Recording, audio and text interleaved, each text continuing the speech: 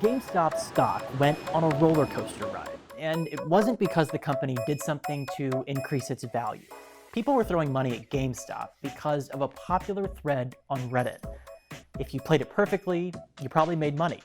If you didn't, you likely lost. Many who did posted about it. This 28-year-old said he lost all of his life savings. This person said GME ruined me financially. And this person took out a loan to try and make back some of their GameStop losses. Sure, we don't know everyone's age, but a number of young investors in GameStop talked about their stakes on social media. In posts, some acknowledged following the hype and taking investing advice from random people on the internet. And the whole scene raised a question. Are young Americans financially illiterate, or are they just playing the meme stock game? GameStop was fun. It is the complete opposite of financial literacy, traditional financial literacy these days. I think a lot of the popularity of meme stocks is in the entertainment value of it. It's a rush. It is like being in Vegas and putting money on a slot machine and seeing it come back out. Until it doesn't. Until it doesn't, right? And I think that's the dangerous part. That's Julien and Kiersten Saunders. They founded Rich and Regular, a YouTube, blog, and e-learning brand, teaching folks how to handle money. The programs, the documentation, the jargon, So boring. it's painfully boring. And I find that really interesting because, you know, obviously we have a kid who's 4 years old, and we take great pride in the education that he receives because it's fun. Right? And so even when you think about the teachers that we decide to celebrate, that we give national awards to, more often than not, they're the teachers that found some really creative and engaging and entertaining way. And we know that that's the way to go, that that's what makes information stick.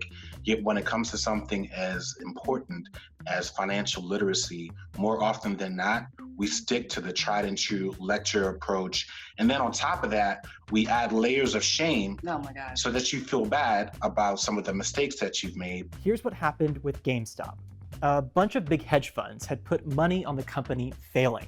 In stock market terms, that's called shorting a stock. Feeling like GameStop was being bullied, folks on a Reddit thread called WallStreetBets decided they'd organize a digital protest. They created something called a short squeeze. Basically, they forced the price of the stock up by buying more and more shares. The effect is that all the people betting against or shorting the stock are on the wrong side of the bet, and that means they lose money. But what about all the young people on WallStreetBets? Did they actually know what they were doing participating in the short squeeze? This is the best commercial for financial education ever, right?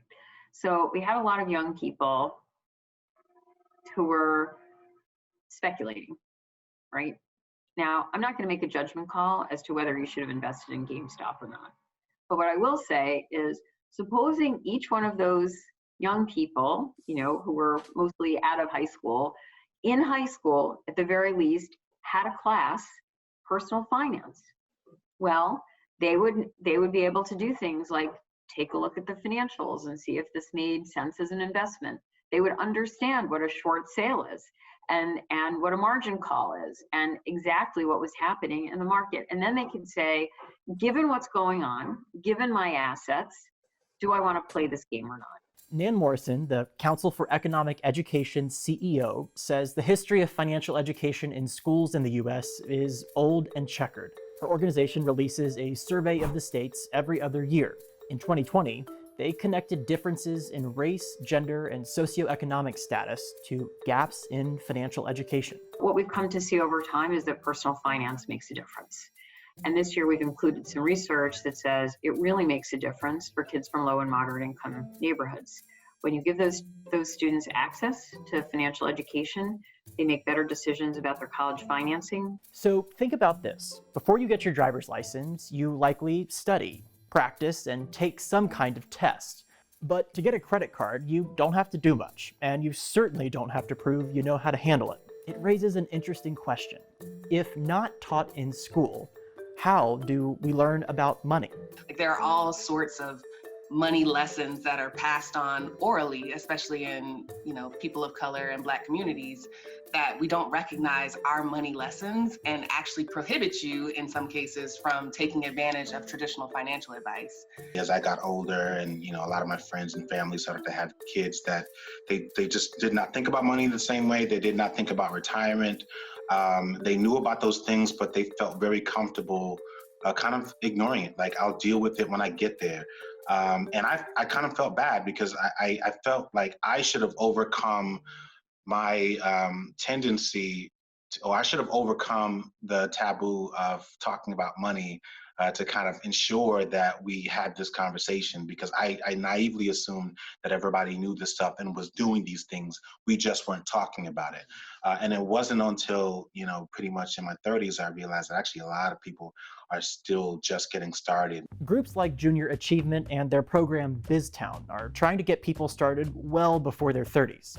Kids in elementary school have classes that lead up to a field trip where they run this city for a day. There's all kinds of financial decisions: taxes, buying stuff, maintaining a budget. It's a big taste of adulthood. The whole idea is we're trying to introduce these concepts to kids so they understand what's going on. The other thing that's crazy too with this is, and I think one of the reasons why our retirement savings rate isn't where it should be, is people are really afraid of what they don't understand. And money can be incredibly abstract. And so when you introduce people, use a sequential program to educate kids, it becomes less intimidating to start thinking about these things. I think from a societal standpoint, you're finally seeing some recognition of the impact of this. Many of these programs are free to schools. The whole idea is to teach young people the ropes before they dig themselves into a financial hole. It begs the question, if so many people are working on this issue, what's taking so long? Well, I hope that this will be the year. Unfortunately, I've plowed this field before and have run into roadblocks from any number of considerations. We're not trying to say history is not important, or math is not important, or English is not important, or whatever. But this has such a overarching effect on people that I hope that this will be the year. That's Luke Rankin, a state senator from South Carolina.